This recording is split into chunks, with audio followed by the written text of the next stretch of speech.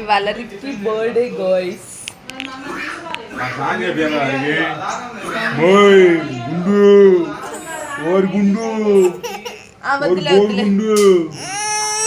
ఎవరేం చేయలేదులే.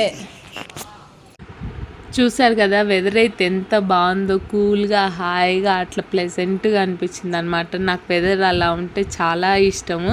ఇంకా మేము టిఫిన్ చేసి వచ్చేలోపు రిక్కీ లేచి ఏడుస్తున్నాడు అనమాట మేము ఎవరం కనిపించబోయేసరికి. మన ఛానల్లో 100 సబ్స్క్రైబర్స్ అయ్యారనమాట. దీనికి చాలా హ్యాపీగా ఉన్నాను. తొందరలోనే 1000 సబ్స్క్రైబర్స్ కూడా అవ్వాలని కోరుకుంటున్నాను.